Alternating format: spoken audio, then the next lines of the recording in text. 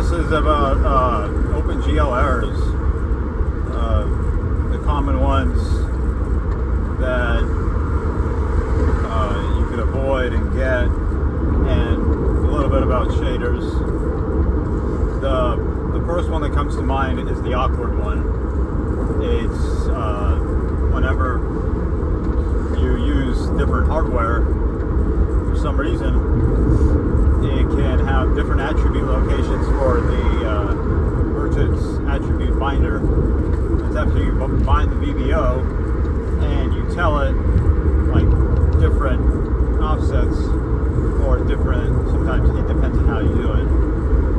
So it's good to pull out the location and put that into the numbers of the offset of the two functions, enable and disable merchant's attribute.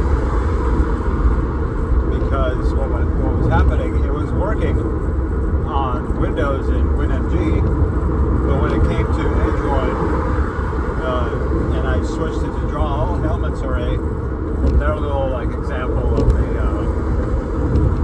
game activity. So what would happen is the code would be identical, but it would behave differently. For some reason, it was putting the position on number one and the texture coordinates or whatever, the other common one that you usually have, or color or something, it was putting it on 0. So, and on this device also, you write the shader in OpenGL ES. So this has to go a little bit into OpenGL ES, because what happens a lot of times is you can just translate one-to-one OpenGL 3 to OpenGL ES 3. There's OpenGL ES 2 also, but a lot of the functions can be practically identical as long as you don't do super advanced stuff like compute shaders and a lot of attribute arrays and what's that thing called? Instance drawing. Even though I think in OpenGL ES 3.0 you can do instant drawing, in OpenGL 3.3 or higher you can do instance drawing also. But I usually rely on GL draw elements because you draw the indices. And so there's another error that's kind of common for me, at least when I write my little game engines, and that's not binding back the VAO, the virtual attributes object, and just get black screen. Now, Cherno in his video is kind of talking about that. I didn't listen to the whole video. I've listened to it before, I think. I just got bored of listening to it, so I just decided to make my own video about my little experiences. Because I can't really show it on the screen right now, but what I would do is I try to over-optimize. It's always fun because you're trying to write these like low performance hardware, old potato hardware engines, and try to make everything draw in one draw call. You got to worry about the indices, and then you can't do instancing. And you can kind of do instancing if you use the texture and you pack the virtual positions in there. There's little tricks you can do like that, but I'm not going to talk about that but that's where you'll actually meet the errors. Let's put it that way. Like when you start to do something just one more level advanced, GL get error, you got a call, and then you get an error back, but you'll get like an error 501, and I don't even know what that means. I just know it means something went wrong. And then it's always nice after your shaders compile to call the log function, the program log, and then there's an error function also. I think that there's two ways of figuring out if the shader didn't compile on link. Maybe there's actually three. There's also like if the program's something. So that's important because a lot of times you can't tell if the black screen is because messed up your VAO or VOA, whatever. I don't know. I think you can mix those things up. It's the same thing, but the vertex attribute, and then there's the VBO, which is the actual array or arrays. And so, if you bind incorrectly, what will happen is like you got to update some sprite or some text usually, or a few sprites, or an array of sprites, or maybe all the sprites in the object. We call GL buffer data, GL subbuffer data. First, you call GL buffer data. You put that into the VBO on a certain VAO, but you bound the VAO first, and then you bound the VBO, and then you generated them before that. Then you're not going to regenerate them every frame, so you want to call GL subbuffer because it's the efficient way to update things. You want to call it on only the stuff that got updated, like stuff that has to do with like physics, sprite, in the player or something. Usually, like I'll just use a 2D platformer as an example, but it's the simplest one to start out with OpenGL because you could have like 3 objects at the beginning. You could have a ground platform, then you could have a player, and then the keys control the player. The player can fly to the ground platform. You can't go past some sort of Y, the ground coordinate. And there might be like a third box that the player can collide with. You have a combo or something. Or he only collides with the top of the box, so you can stand on it, but you can jump through it. And so, like the platform can be moving side to side. I call the ground also the ground platform because, like, if you generate a WebGL, which is basically WebGL is OpenGL ES 2.0 or 3.0. Now you got to watch out because the documentation is sketchy on WebGL and OpenGL ES 2.0 and OpenGL ES 3.0 because they don't really call it that. They call it WebGL because it's a, I guess, Vulkan implementation. The reason I laugh is because it's basically they're implementing OpenGL ES emulator on top of Vulkan, usually Pro. Edge is now based on Chrome, but I'm not sure about Firefox, but I know it probably works. And there is subtle differences between the browsers, and I know that because you try to use certain APIs like UDP, things have been being updated while the WebGL, because there's also the whole web GPU thing too, which is sort of like OpenGL 4 in my opinion, but somebody can more argue that it's more like Vulkan and Metal because it like allows to translate C into a WebAssembly. I don't want to go into that. I just want to talk about the errors a little bit. Some of the errors are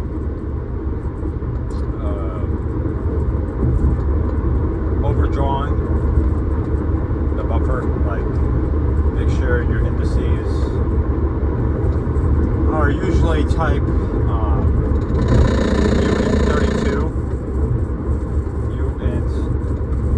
uint32_t space integer name variable is a good way to and then if you use a vector, it's good to do that because you could use the size as the offset. And when you do update your vertices in your VBO, you want to take the index of the vertices, not the index of the indices. It's always, but you can keep track of both if you want to, in case you want a recycle draw. I kind of don't like the recycle draw because it's just like intense system management. And it would require 2 GL draw element calls or more, depending on how many times you want to manually instance things. I just like one draw elements call for everything. Just like everything, just draw everything.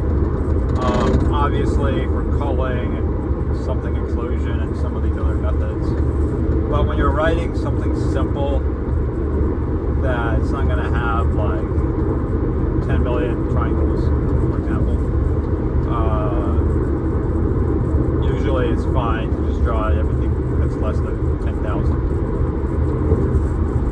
on one call, because most video cards don't be able to take it. And then later you could kind of optimize that by using some sort of BSP tree or K tree, or I forget what the other one is, BBH, or something it's called, bounding, blah blah. You could also say something like, oh, okay, if it's within the camera distance facing that way, draw it. If not, just don't draw it. And sometimes I think even the graphics engine kind of tries to figure that out, but I'm not sure about that. I might be just lying for no reason. And I haven't gotten the other errors, and then there's just, you can just make an enum of all the errors and convert them to string. Usually, like, even the AI will just generate for you, like, oh, okay, all these errors, and just like printf this. Because a lot of times when you start with stuff like GLFW, which is my preference, some people use GLAD, some people use the old blues. I kind of switched from blues. I started out in blues because it's easier. It was more like old school. It is still okay to use it. It's just like better to use it just for like your experiments. But I just prefer everything GLFW because you get better joystick support. You get better, just in general. You just get more calls you can make. The API is a little more like up to date. It'll work on Linux, Windows, and I think Mac also. I think it also works on Android, but I don't like to use it on Android for reasons of performance. Oh no, sorry, that was Raspberry Pi. Like, yeah, it'll work on Raspberry Pi Zero also,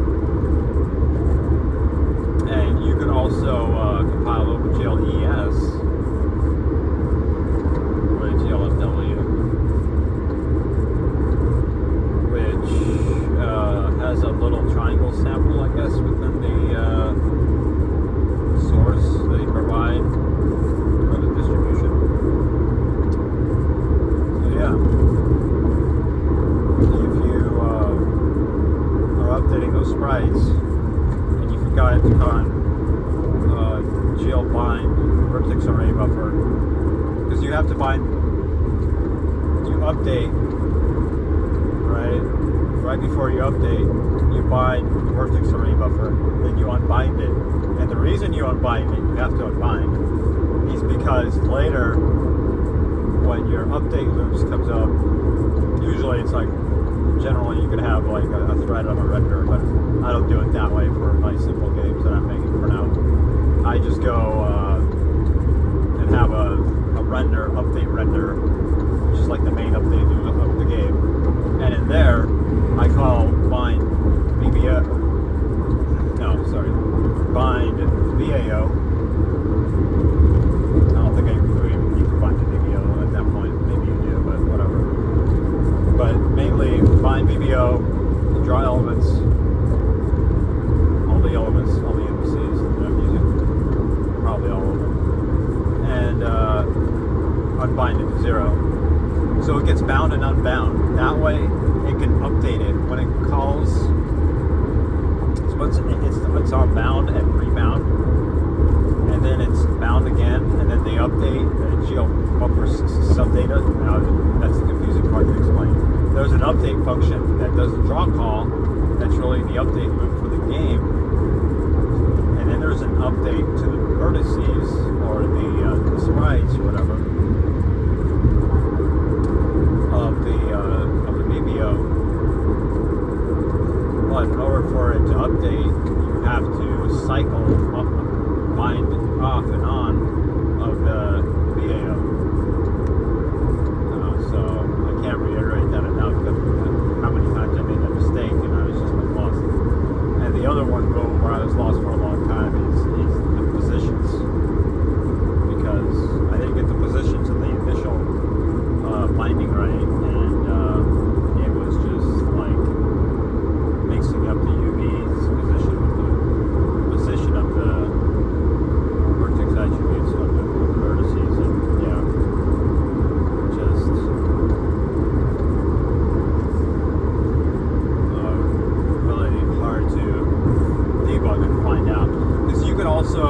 how you could solve some errors.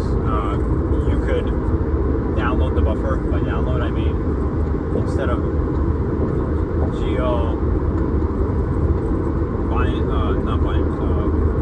subbuffer data, you download back the GL subbuffer data. You basically do GPU to CPU, and then you could look through that array and see what was on the GPU.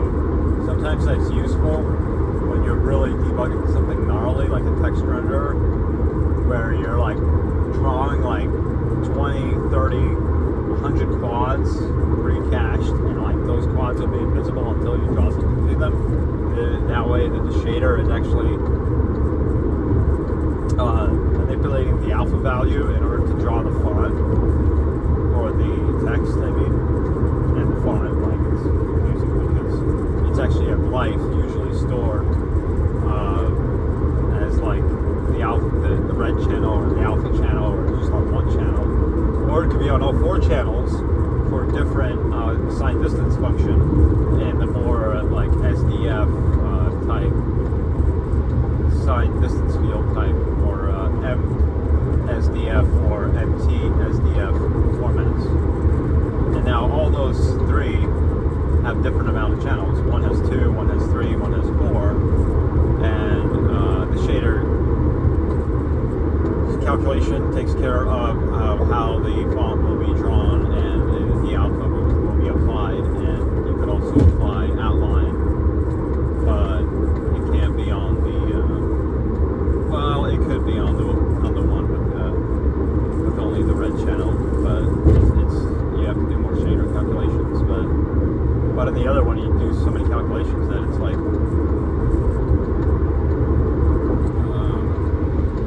either way. But you could get a little bit nicer shaders, obviously, with probably MTSDF because you have more data. But you will have a more gnarly Uber shader if you try to pack that all into one shader. Because with one GL draw elements call, as I'm saying, trying to over optimize, I get more errors and more reasons that I have to debug. And some of the errors are not just GL get error, I'm not going to fix it. It's like, tell me enough. It just tells me, something took a shit. Cool.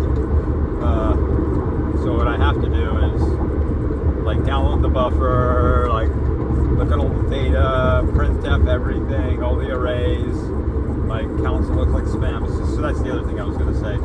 Yeah, so if you call just main function, you get the console, and you can call win main, or I don't know what it's called in Linux, but I'm guessing you could hide the console in Linux, or you don't have to even. Mac and OS Tosh and OS X Tosh, you probably same thing as Linux. It's like Darwin, which is technically a Unix hybrid, so you can't really call Mac OS Linux. You're not supposed to. Technically, it's like a Unix-ish. Let's just call it Unix-X. Yeah, so it's got OpenGL, but it's been deprecated. So, and then you can do something like metal.cpp, metal inside of C Objective, metal inside Swift, molten core. So the convolution, it's just like trying to learn metal. I got into this thing where it was compressed packing of the floats, and I couldn't figure it out because I made the AI write the code, and then I was telling the AI, no, like this, you have to do it like that, and then I got confused with myself what I was doing. But yeah, and then my Mac Mini is slow, so all this activity, just overcoding, doesn't really work. You have to kind of like go from scratch of what to do. It's annoying about Mac. It's like, can't learn because my Mac's too slow. Can't learn because I tried to use AI, and then I am learning about it, but it's like C Objective, and then like if I try to do the CPP method, it's lagging because I have to have this open. And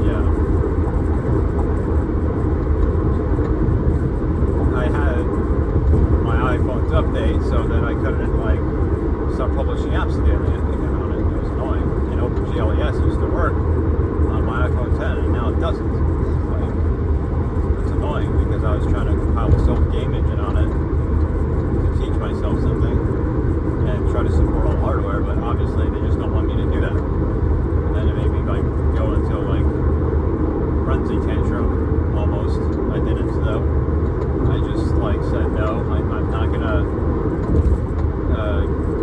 try to update my phone with an older operating system. That's just gonna break it. And I will have to install an open core Hackintosh. So OpenGL used to be like on Mavericks 10.7.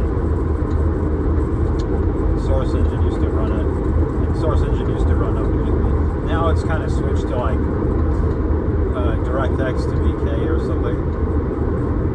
So I'm guessing that they do this cool thing of translating molten VK into metal. So yeah, OpenGL and errors, and just kind of like sidelines a little bit, sidebars, a little bit of metal because of how it kind of packs like the alignment of a structure. Yeah, so there's this alignment of a structure, and it's basically a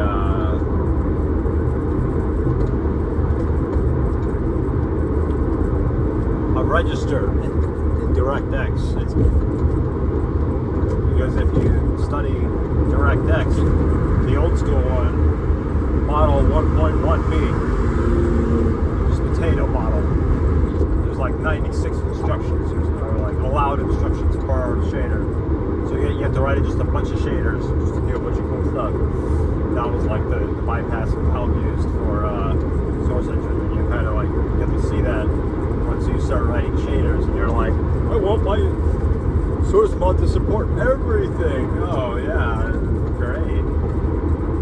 You can now write 5.0 model shaders. So that's sort of like saying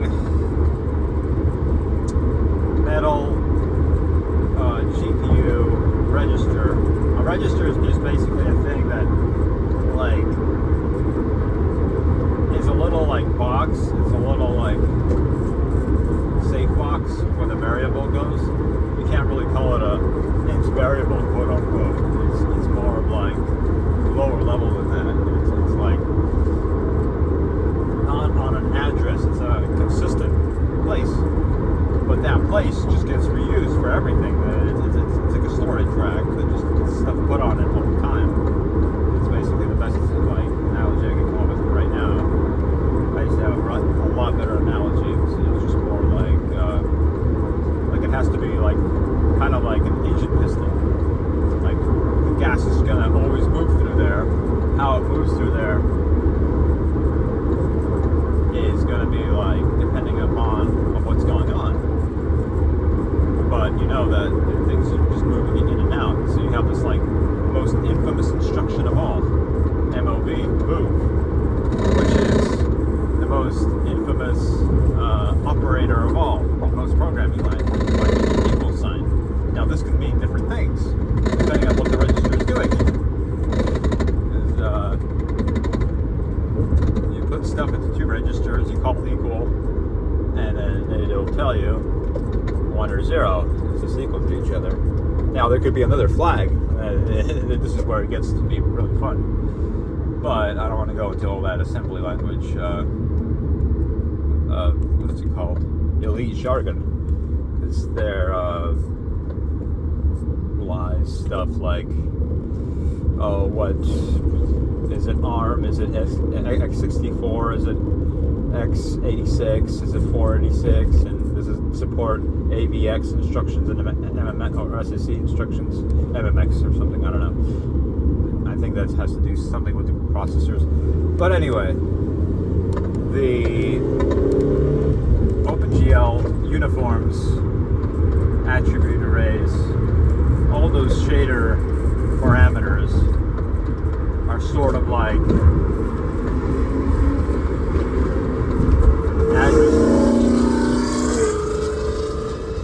addresses of pointers, but they're probably registers. Because where was I going with this? Oh yeah, because of the first error I explained,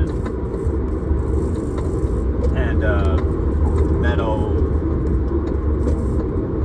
doesn't do what you assumes it does by structure will be 32 bits in C or C++, and it'll be 24 bytes, or bits, sorry, not bytes. It'll be 4 bytes, 3 bytes. It'll go from 4 bytes to 3 bytes, which just basically, I said, same thing, which is 32 bits, which is 4 bytes, to 24 bits, which is 3 bytes, right? And the floats are packed at different precision. So there's like, I think an OpenGL ES 2.0 or 3.0. Some of them are kind of like the same, because I have this device where I've ran the same exact shader, OpenGL ES 3.0, but the other device wanted to be notified that it was medium precision in both uniforms of the shader, because I guess it doesn't have the GPU capability to recognize that it can upgrade a variable inside a uniform variable, or register, or whatever you want to call it, if you want to be hardcore. If you don't, it's okay. But basically, when you write your shaders, it's better to be consistent, precise as possible, and have everything being get the uniform location, store that location, and really keep track of all that really nicely, because it's really good to kind of prepare yourself for Vulkan as you're studying OpenGL, to just kind of like peek into it and be like, oh, what is it? It's a scripter. It's just so it just overwhelms you by watching an hour video of Vulkan, even about on one topic, or just going through a whole teaching series, because then you'll know kind of like what they're going to teach you next. So if you're doing OpenGL stuff, you can feel really comfortable, but then you make all these errors, and you're kind of like, all right, that's what they were talking about, layer validation. Like, they're trying to fix something. I don't even know what layer validation means, but I kind of get the idea of OpenGL. The graphics card has registers and locations of these registers. They can change as you write different shaders, because as you're writing different shaders, so you're trying to do more and more tricks in one shader. It's like, that's what it's all about. It's like making the screen look really beautiful, really high performance speed. Yeah. So that's my little